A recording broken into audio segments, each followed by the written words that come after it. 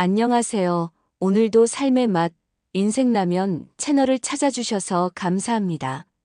영상을 보시기 전에 구독 버튼과 좋아요 버튼을 꾹 눌러주시고 알림 설정까지 해주시면 새로운 사연을 가장 빨리 만나보실 수 있습니다. 그럼 오늘의 사연을 시작해 보겠습니다. 오늘 들려드리는 이야기는 특정 인물, 장소, 단체와는 아무런 관련이 없음을 알려드립니다. 오늘 들려드릴 이야기의 주인공은 올해 62살인 박선우 씨입니다. 한때는 손만 대면 뚝딱 만들어내는 솜씨 좋은 목수였지만 지금은 허리가 아파 일을 그만둔 지 벌써 3년째가 되었습니다. 그런데 선우 씨에게는 젊은 시절부터 조금씩 모아온 특별한 비밀이 있었습니다. 바로 부동산 투자였습니다. 목수 일을 하면서도 틈틈이 작은 땅이나 상가를 사두었다가 값이 오르면 파는 일을 반복했거든요. 다행히 몇 번의 성공적인 투자로 목수 월급보다 훨씬 많은 수익을 올릴 수 있었습니다. 선우 씨는 작은 단독주택 마루에 앉아 빛바랜 사진첩을 넘기고 있었습니다. 사진 속에는 젊은 시절 아내와 함께 찍은 결혼사진, 어린 아들 민준이와 놀아주던 추억들이 가득했습니다. 그런데 사진첩 맨 뒤쪽, 잘 보이지 않는 곳에 한 장의 사진이 더 숨겨져 있었습니다. 젊은 여인의 흐릿한 뒷모습이 담긴 그 사진을 바라보는 선우 씨의 눈빛에는 말할 수 없는 슬픔이 어려 있었습니다. 며칠 전 아들 민준이가 기쁜 소식을 전해왔을 때의 일이었습니다. 아버지, 제가 드디어 호주 대학원에 합격했어요. 선우 씨는 진심으로 기뻐했습니다. 30대의 늦깎이로 유학을 결심한 아들의 꿈을 이루어주고 싶었거든요. 하지만 유학 비용이 만만치 않았습니다. 학비와 생활비를 합치면 거의 8천만 원이 필요했습니다. 아버지, 돈 걱정은 하지 마세요. 제가 대출을 받아서라도. 무슨 소리야? 내가 평생 모은 돈이 있는데 아들 공부시키는 일에 대출을 받게 하겠냐? 선우 씨는 단호하게 말했습니다. 그리고 정말로 부동산 투자로 모아놓았던 돈과 집까지 팔아서 아들에게 주었습니다. 총 8천만 원을 말이죠. 가족들은 그런 아버지의 헌신에 눈물을 흘렸습니다. 아버지, 정말 고맙습니다. 꼭 성공해서 돌아올게요. 아들이 호주로 떠난 후 선우 씨는 작은 원룸으로 이사했습니다. 냉장고에는 라면과 김치만 덩그러니 놓여 있었습니다. 하루 세 끼를 라면으로 때우는 것이 일상이 되었지만 선우 씨는 불평하지 않았습니다. 아들의 꿈을 이루어 주었다는 뿌듯함이 모든 어려움을 견디게 해주었거든요. 그런데 어느 날 선우 씨의 손에는 이상한 종이 한 장이 들려 있었습니다. 은행에서 발급한 송금 영수증이었습니다. 수신인 이름은 김지혜.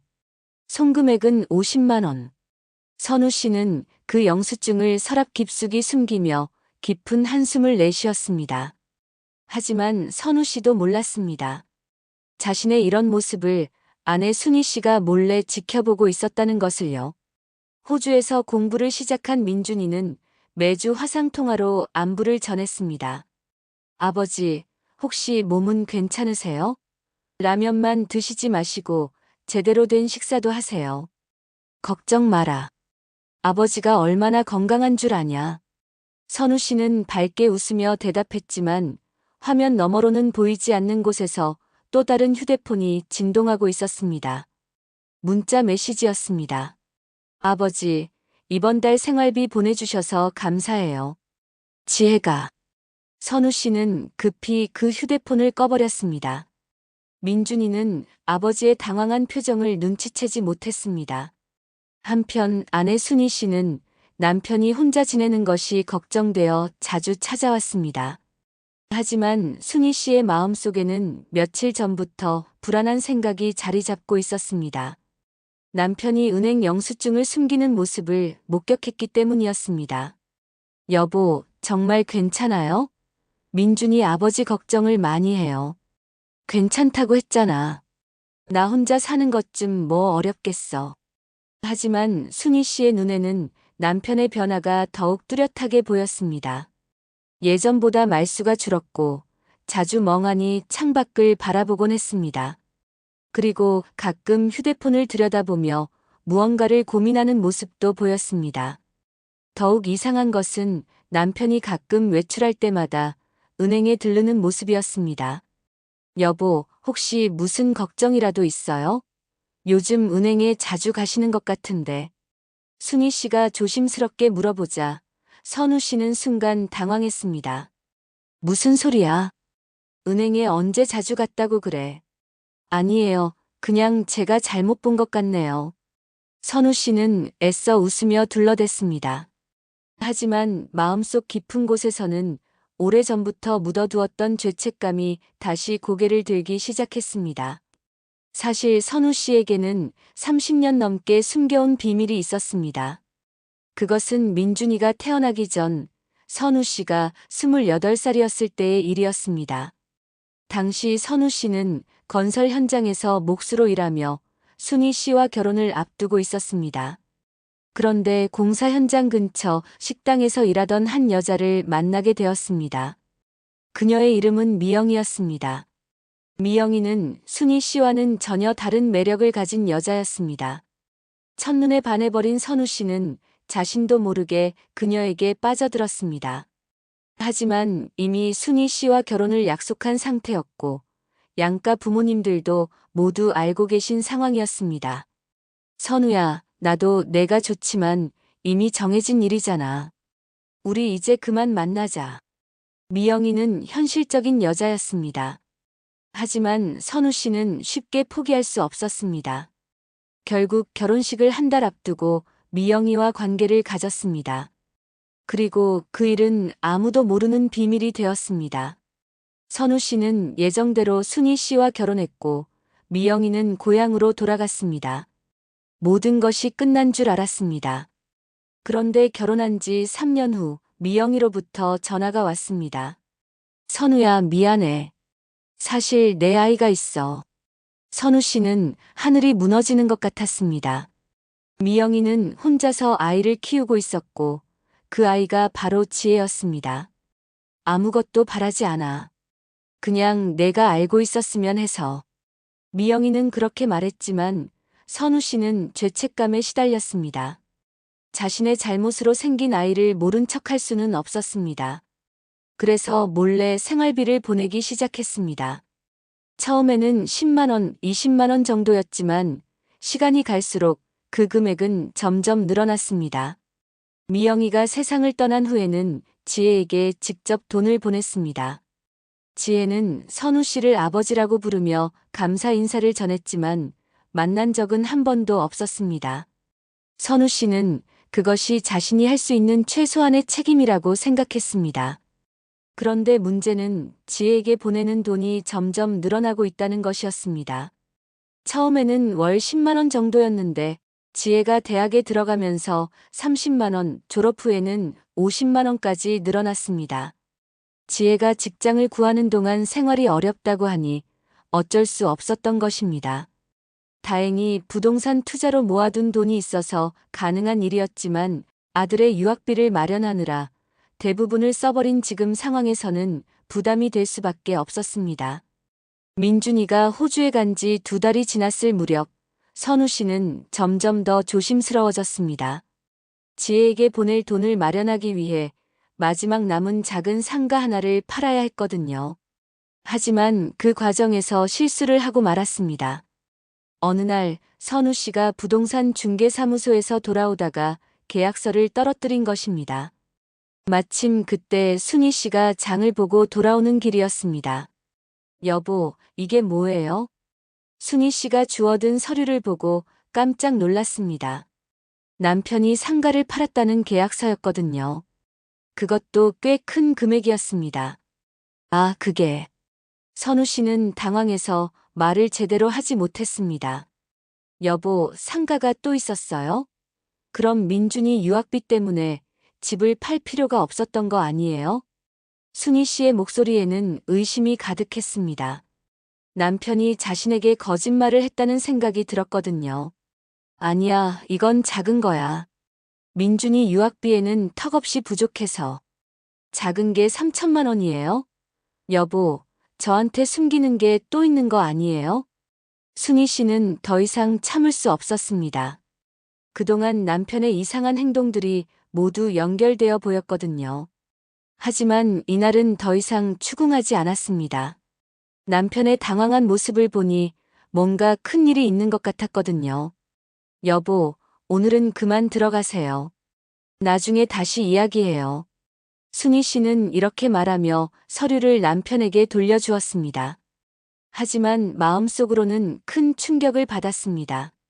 30년 넘게 함께 산 남편이 자신에게 숨기는 일이 있다는 것이 믿기지 않았거든요. 그날 밤 순희 씨는 잠을 이루지 못했습니다. 남편의 이상한 행동들을 하나하나 떠올려 보니 의심스러운 일들이 한두 가지가 아니었습니다. 가끔 혼자 나가서 전화하는 일, 은행에 자주 가는 일, 그리고 오늘 발견한 상가 매매 계약서까지. 일주일 후 순희 씨는 결국 아들 민준이에게 전화를 걸었습니다. 하지만 바로 의심을 드러내지는 않았습니다. 민준아, 아버지가 요즘 좀 이상해. 어머니, 무슨 일이에요? 그냥 뭔가 숨기는 일이 있는 것 같아서. 어머니가 너무 예민한 건가? 어머니, 구체적으로 어떤 게 이상하다는 거예요? 순희 씨는 망설이다가 상가 매매 이야기는 하지 않고 대신 다른 이야기를 했습니다. 그냥 요즘 말수가 줄었고 자주 나가시더라. 그리고 가끔 모르는 사람한테 전화하는 것 같기도 하고. 민준이는 어머니의 말을 듣고 조금 걱정이 되었습니다. 하지만 바로 한국에 갈 수는 없는 상황이었습니다. 어머니, 제가 아버지한테 직접 전화해 볼게요. 혹시 건강에 문제가 있는 건 아닐까요? 그래, 내가 한번 확인해 봐. 며칠 후 민준이가 아버지에게 전화를 걸었을 때 선우 씨는 평소와 다름없이 밝게 대답했습니다. 아버지, 어머니 말씀으로는 요즘 좀 이상하시다던데요. 뭐가 이상해? 나는 멀쩡한데. 그냥 말수도 줄고 자주 나가시기도 하시고. 아, 그거. 그냥 운동 좀 하러 나가는 거야. 집에만 있으니까 답답해서. 선우 씨는 거짓말을 했지만 민준이는 의심하지 않았습니다. 아버지가 거짓말을 할 이유가 없다고 생각했거든요. 하지만 순희 씨의 의심은 날이 갈수록 커져만 갔습니다. 그리고 마침내 결정적인 증거를 발견하게 되었습니다. 어느 날 순희 씨가 남편의 방을 청소하다가 서랍 안에서 이상한 통장을 발견했습니다. 평소에 보지 못했던 통장이었는데 입출금 내역을 보니 매달 50만 원씩 김지혜라는 사람에게 송금한 기록이 있었습니다. 순희 씨는 손이 떨렸습니다. 김지혜가 누구일까요? 그리고 왜 남편이 이 사람에게 매달 돈을 보내고 있을까요? 순희 씨는 용기를 내어 남편에게 직접 물어보기로 했습니다. 하지만 바로 추궁하지는 않았습니다.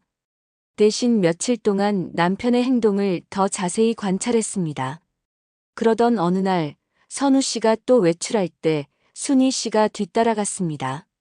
선우 씨는 은행에 가서 돈을 인출한 후 우체국으로 향했습니다. 그리고 거기서 송금을 했습니다. 순희 씨는 더 이상 참을 수 없었습니다. 집으로 돌아온 남편에게 직접 물어보기로 했습니다. 여보, 김지혜가 누구예요? 선우 씨는 순간 얼굴이 하얗게 변했습니다. 그게 어떻게? 여보 서랍에서 통장을 봤어요.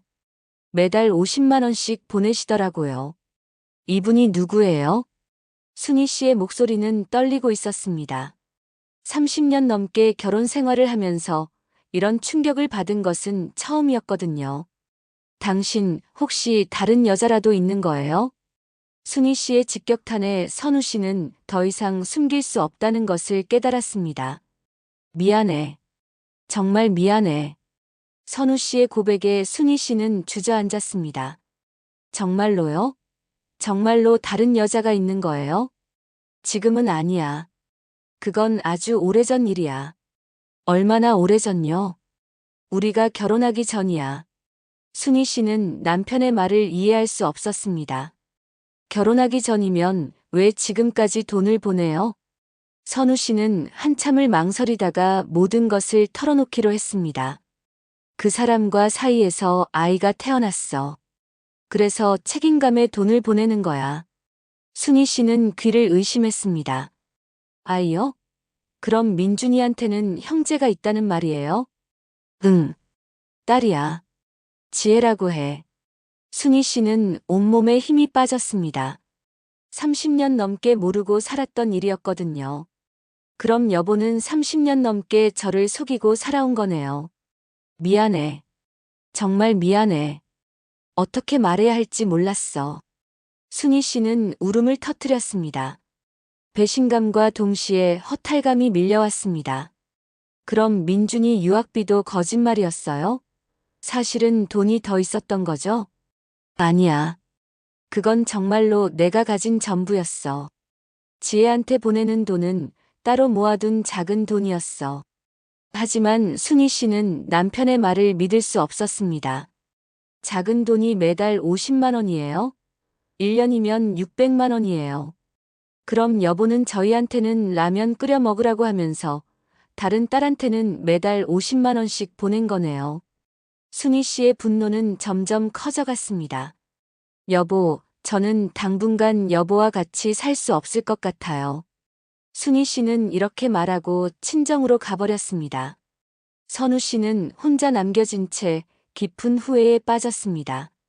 가족을 잃을 수도 있다는 두려움이 밀려왔습니다. 한편 순희 씨는 친정에서 며칠을 지내며 마음을 정리했습니다. 그리고 아들 민준이에게 모든 상황을 설명했습니다. 민준아, 아버지한테 우리가 모르는 딸이 있어. 민준이는 어머니의 말을 듣고 충격을 받았습니다. 어머니, 무슨 말씀이세요? 결혼하기 전에 만난 여자와 사이에서 낳은 딸이 있다고 해. 그래서 지금까지 그 아이한테 돈을 보내왔다는 거야. 민준이는 한동안 말을 하지 못했습니다. 아버지가 자신에게 숨겨온 비밀이 이렇게 큰 것이었다니요. 그럼 저한테는 누나가 있다는 말씀이세요? 그런 셈이지. 민준이는 복잡한 감정에 휘말렸습니다. 아버지에 대한 실망감과 동시에 그동안 몰랐던 누나에 대한 궁금함도 생겼습니다. 어머니, 그럼 이제 어떻게 하실 거예요? 모르겠어. 30년 넘게 속고 살았다는 게 너무 충격이야. 민준이는 고민 끝에 한국에 잠깐 들어가기로 했습니다. 일주일 후 민준이가 한국에 도착했습니다. 먼저 어머니가 계신 외갓집으로 갔습니다. 어머니, 제가 아버지와 직접 이야기해 볼게요. 민준아, 너무 감정적으로 하지 마. 네, 알겠어요. 그 다음 날 민준이는 아버지를 만나러 갔습니다. 선우 씨는 아들이 온다는 소식을 듣고 크게 당황했습니다. 아버지, 어머니한테서 다 들었어요. 민준이가 조용히 말하자 선우 씨는 고개를 숙였습니다. 민준아, 아버지가 잘못했다. 아버지, 왜 저희한테 말씀하지 않으셨어요? 어떻게 말해? 내가 어렸을 때는 이해하기 어려울 것 같았고, 커서는 또 실망할까봐. 민준이는 아버지의 말을 들으면서도 여전히 이해하기 어려웠습니다. 아버지, 그럼 그 누나는 어떤 사람이에요? 착한 아이야. 어머니가 일찍 돌아가셔서 혼자 살고 있어. 만나본 적은 있으세요? 아니, 한 번도 없어. 그냥 돈만 보내왔어. 민준이는 아버지의 말을 듣고 더욱 복잡한 심정이 되었습니다. 그로부터 한 달이 지났습니다. 순희 씨는 여전히 친정에서 지내고 있었고, 민준이는 호주로 돌아갔습니다. 선우 씨는 혼자서 깊은 반성의 시간을 보내고 있었습니다. 매일 라면만 끓여 먹으면서 자신이 저지른 잘못에 대해 생각했습니다. 가족들에게 상처를 준 것이 너무 후회되었습니다. 그리고 지혜에게도 미안했습니다. 자신 때문에 지혜가 가족들에게 미움을 받게 될 수도 있다고 생각했거든요. 그런 어느 날 지혜로부터 전화가 왔습니다. 아버지, 요즘 연락이 없으셔서 걱정했어요. 혹시 무슨 일 있으신 건 아니죠? 선우 씨는 지혜에게 모든 상황을 설명했습니다. 아버지, 제가 가족들한테 피해를 끼친 거네요. 정말 죄송해요. 아니야, 지혜야. 내 잘못이 아니라 아버지 잘못이야. 아버지, 그럼 제가 가족들한테 직접 사과드릴까요? 아직은 안 돼. 시간이 좀 더 필요할 것 같아. 한편 순희 씨도 친정에서 마음을 정리하고 있었습니다. 처음에는 배신감과 분노가 컸지만 시간이 지나면서 조금씩 냉정해졌습니다. 엄마, 그래도 30년 넘게 같이 산 사람인데 그 아이도 잘못이 있는 건 아니잖아.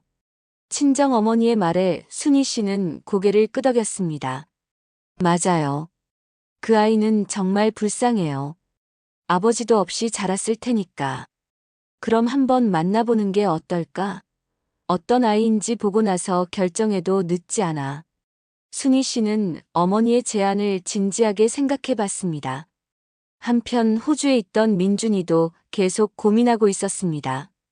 처음에는 아버지에 대한 실망감이 컸지만 시간이 지나면서 누나에 대한 궁금함이 더 커졌습니다. 여보, 나도 그 누나가 어떤 사람인지 궁금해. 며느리도 민준이의 마음을 이해해 주었습니다. 당신이 결정하는 대로 따를게. 가족이 늘어나는 것도 나쁘지 않을 것 같아. 그로부터 또 한 달이 지난 후 민준이가 다시 한국에 왔습니다. 이번에는 어머니와 아버지를 화해시키려는 목적이었습니다. 어머니, 아버지가 많이 반성하고 계세요. 그리고 그 누나를 한번 만나보시는 게 어떨까요? 민준아, 내가 먼저 만나보고 와. 어떤 아이인지 확인하고. 순희 씨는 아직 직접 만날 용기가 없었습니다. 민준이는 아버지에게 가서 지혜와 만나고 싶다고 했습니다. 아버지, 제가 누나를 만나보고 싶어요. 정말로? 하지만 지혜가 부담스러워할 수도 있어. 괜찮아요. 제가 조심스럽게 접근할게요. 선우 씨는 고민 끝에 지혜에게 연락했습니다. 지혜야, 내 동생이 너를 만나보고 싶어 한다. 어떨까? 정말요? 저도 동생이 어떤 사람인지 정말 궁금했어요. 지혜는 기쁜 마음으로 동의했습니다. 며칠 후 선우 씨와 민준이 그리고 지혜가 조용한 카페에서 만났습니다. 안녕하세요. 저는 김지혜입니다. 지혜는 정중하게 인사했습니다. 민준이는 누나를 보고 첫인상이 좋았습니다. 차분하고 따뜻해 보였거든요. 누나, 안녕하세요. 저는 민준이에요. 민준아, 그동안 아버지가 내 이야기를 많이 해주셨어. 공부도 열심히 하고 착한 아이라고. 두 사람은 어색하면서도 반가운 마음으로 대화를 나눴습니다. 누나, 그동안 혼자 지내시느라 힘드셨죠? 아니야. 힘들지 않았어. 아버지가 도움을 많이 주셔서. 누나, 그런데 저희 어머니가 많이 충격을 받으셨어요. 지혜는 미안한 표정을 지었습니다. 그럴만해. 갑자기 이런 일을 알게 되시면 얼마나 놀라셨을까. 민준이는 지혜와 이야기를 나누면서 점점 마음이 편해졌습니다. 누나가 착한 사람이라는 것을 알 수 있었거든요. 누나, 언젠가 저희 어머니도 만나보실 수 있을까요? 어머니가 원하신다면야. 하지만 무리하지는 마세요. 그 후 민준이는 어머니에게 지혜를 만난 소감을 이야기했습니다. 어머니, 누나는 정말 착한 사람이에요. 그리고 저희에게 피해를 끼칠 생각도 전혀 없어 보여요. 정말? 네.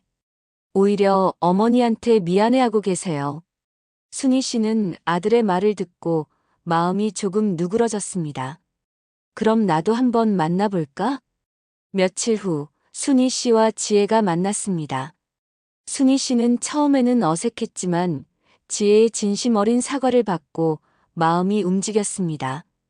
어머니, 정말 죄송해요. 제가 있어서 가정에 문제가 생긴 것 같아서. 아니야. 내 잘못이 아니야. 그리고 너도 아버지 없이 자라느라 힘들었겠구나. 순희 씨는 지혜를 보니 마음이 아팠습니다. 자신에게도 딸이 있었다면 지혜 같았을 거라는 생각이 들었거든요. 이렇게 해서 가족들은 조금씩 화해의 분위기로 접어들었습니다. 하지만 완전히 예전 같지는 않았습니다. 순희 씨는 아직 남편을 완전히 용서하지는 못했거든요. 그런데 그때 예상치 못한 일이 벌어졌습니다. 지혜에게 한 남자가 접근한 것입니다. 그의 이름은 준혁이었습니다. 준혁이는 우연히 지혜가 매달 아버지에게서 돈을 받는다는 사실을 알게 되었고, 그것을 노리고 접근했습니다. 지혜 씨, 저와 사귀어 주세요. 준혁이는 지혜에게 적극적으로 구애했습니다. 지혜는 그런 준혁이의 마음이 진심이라고 생각했습니다. 준혁 씨, 저는 복잡한 가정사가 있어요. 상관없어요. 지혜 씨가 어떤 사람인지가 중요하죠. 지혜는 준혁이의 말에 감동했습니다. 그리고 사귀기 시작했습니다. 하지만 준혁이의 목적은 순수하지 않았습니다. 그는 지혜를 이용해서 돈을 빼낼 계획을 세우고 있었습니다. 몇 달 후 준혁이는 지혜에게 이런 제안을 했습니다. 지혜야, 우리 결혼 자금을 마련해야 하는데 잠깐 내 이름으로 대출을 받을 수 있을까? 내가 직장을 옮기는 바람에 신용 상태가 좀 애매해서. 지혜는 준혁이를 믿고 자신의 신분증과 도장을 빌려주었습니다. 하지만 준혁이는 지혜 명의로 1,000만 원이라는 큰 돈을 빌렸습니다. 그리고 그 돈을 가지고 사라져버렸습니다. 며칠 후 빚쟁이들이 지혜를 찾아왔습니다. 김지혜 씨 맞죠? 빌린 돈 갚으셔야죠. 무슨 말씀이세요? 저는 돈을 빌린 적이 없는데요. 여기 계약서에 지혜 씨 이름으로 되어 있어요. 1,000만 원 빌리신 거 맞죠? 지혜는 그제야 자신이 사기를 당했다는 것을 깨달았습니다. 지혜는 울면서 선우 씨에게 전화를 걸었습니다. 아버지, 큰일 났어요. 준혁이가 제 이름으로 돈을 빌리고 사라졌어요. 선우 씨는 깜짝 놀랐습니다. 얼마나? 1,000만 원이요. 선우 씨는 분노했습니다. 지혜를 순수하게 사랑한다고 생각했던 남자가 사실은 사기꾼이었다니요. 민준이도 이 소식을 듣고 화가 났습니다. 누나, 그놈이 어디 있어요? 연락이 안 돼요. 핸드폰도 꺼져 있고. 가족들은 모두 분노했습니다. 그리고 바로 경찰에 신고했습니다.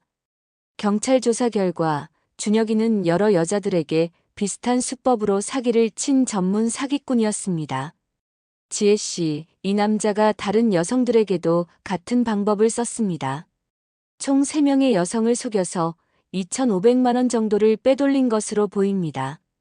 경찰의 말에 지혜는 더욱 충격을 받았습니다. 며칠 후 준혁이는 결국 붙잡혔습니다. 그리고 재판에서 징역 2년의 실형을 선고받았습니다. 피고인의 범행은 계획적이고 반복적이며 다수의 피해자에게 경제적, 정신적 피해를 입혔으므로 실형이 불가피합니다. 판사의 선고가 끝나자 방청석에 앉아있던 지혜와 가족들은 안도의 한숨을 쉬었습니다. 하지만 준혁이의 진짜 처벌은 감옥에서 시작되었습니다. 교도소에 들어간 준혁이는 다른 죄수들에게 괴롭힘을 당하기 시작했습니다.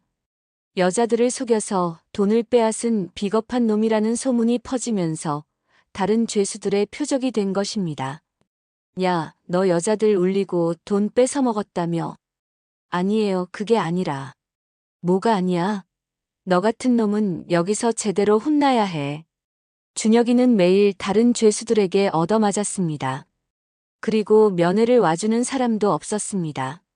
자신이 속였던 여자들은 물론이고 가족들마저 연락을 끊어버렸거든요. 제발 그만해주세요. 잘못했어요. 준혁이는 울면서 빌었지만 아무도 들어주지 않았습니다. 감옥에서 2년을 보내는 동안 준혁이는 매일이 지옥 같았습니다. 그리고 출소한 후에도 상황은 나아지지 않았습니다. 사기 전과자라는 기록 때문에 어떤 회사도 그를 받아주지 않았습니다. 죄송합니다. 저희는 전과자는 채용하지 않습니다. 사기죄요? 그럼 더욱 안 되겠네요. 준혁이는 수십 군데를 지원했지만 모두 거절당했습니다. 결국 준혁이는 고향을 떠나 다른 지역으로 이사할 수밖에 없었습니다. 하지만 어디를 가도 상황은 마찬가지였습니다. 겨우 구한 일자리는 하루 종일 힘든 육체 노동이었습니다. 최저임금도 제대로 받지 못했지만 전과자인 그로서는 감사해야 할 일이었습니다. 이런 식으로 평생 살아야 하는 건가? 준혁이는 매일 절망했습니다. 하지만 이것이 바로 자신이 선택한 길의 결과였습니다. 반면에 지혜는 가족들의 도움으로 빚 문제를 해결할 수 있었습니다. 누나, 제가 호주에서 번 돈이 좀 있어요. 누나 빚은 제가 갚을게요. 민준아, 고마워. 하지만 내 돈을 쓸 수는 없어. 누나도 제 가족이잖아요. 순희 씨도 나섰습니다. 지혜야, 우리가 도와줄게. 그 나쁜 놈 때문에 내가 고생할 일은 아니야. 가족들의 도움으로 지혜의 빚 문제는 해결되었습니다. 그리고 이 일을 계기로 가족들은 더욱 가까워졌습니다. 이제야 정말 가족 같네. 순희 씨는 지혜를 바라보며 흐뭇하게 웃었습니다. 어머니, 저도 어머니가 있어서 정말 행복해요. 지혜도 순희 씨를 진심으로 어머니라고 생각했습니다.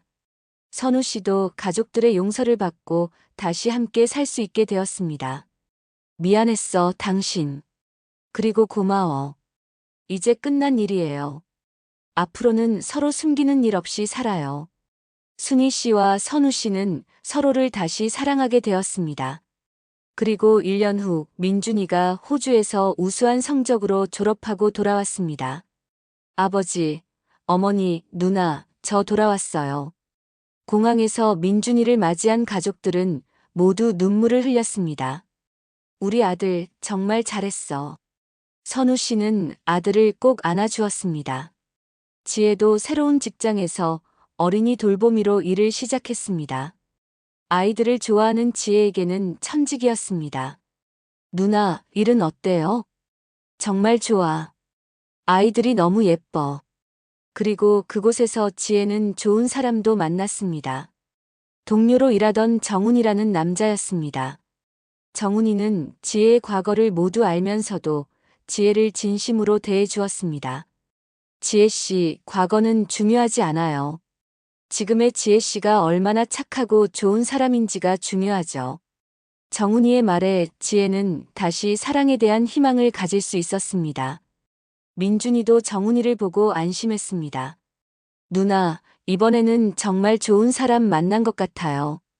그래, 정훈이는 준혁이와는 완전히 달라. 몇 년이 지난 후 지혜와 정훈이가 결혼했습니다. 결혼식에서 선우 씨는 지혜와 함께 신부 아버지 역할을 했습니다. 30년 만에 처음으로 제대로 된 아버지 역할을 하는 순간이었습니다. 아버지, 감사해요. 지혜야, 아버지가 미안해. 이제라도 이렇게 할 수 있어서 다행이야.